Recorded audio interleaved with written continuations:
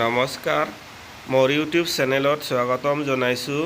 আজি মই শিকাম ফোল্ডাৰৰ ওপৰত ফটো কেনেকৈ লগাব পাৰি। ইয়া ফোল্ডাৰ হয়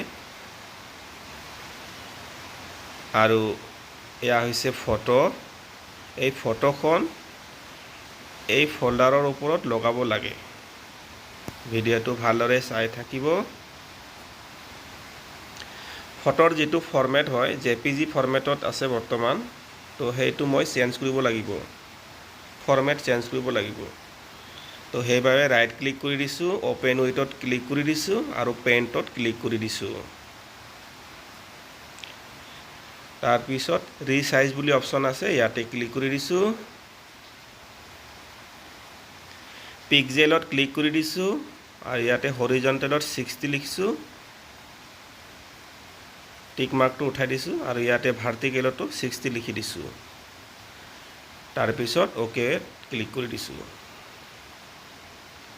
ফাইলত গৈছোঁ, সেভ এজত গৈছোঁ, তাৰপিছত বিএমপি পিকচাৰ ইয়াতে ক্লিক কৰি দিছোঁ। ফাইলৰ নাম দিওঁ, ফোল্ডাৰ পিক বুলি দিওঁ। এতিয়া ফোল্ডাৰ পিক বুলি লিখি দিছোঁ আৰু সেভ কৰি দিছোঁ। এয়া সেভ হৈ গৈছে। এতিয়া প্ৰগ্ৰামটো ক্লোজ কৰি দিছোঁ।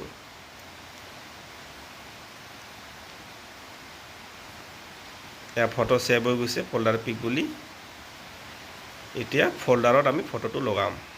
ফোল্ডাৰৰ ওপৰত ৰাইট ক্লিক কৰি দিছোঁ, প্ৰপাৰ্টিছত ক্লিক কৰি দিছোঁ, ৰাইট সাইডে কাষ্টমাইজ ইয়াতে ক্লিক কৰি দিছোঁ, চেঞ্জ আইকন ইয়াতে ক্লিক কৰি দিছোঁ, তাৰপিছত ব্ৰাউজত ক্লিক কৰি দিছোঁ। ডেস্কটপত ফটোখন আছে, ডেস্কটপ সিলেক্ট কৰিব লাগিব, ডেস্কটপ, তাৰপিছত অল ফাইলছ কৰি দিছোঁ। এতিয়া আমি ফটোটো সিলেক্ট কৰি লওঁ। ইয়া ফোল্ডাৰ পিক সিলেক্ট কৰি দিছোঁ ফটোত, তাৰপিছত ওপেনত ক্লিক কৰি দিছোঁ।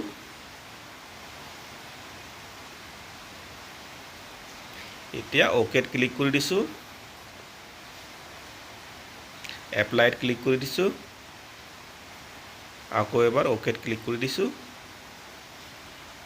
এয়া ফোল্ডাৰৰ ওপৰত পিক আহি গৈছে। তো আজিৰ ভিডিঅ'ত এইখিনিয়েই।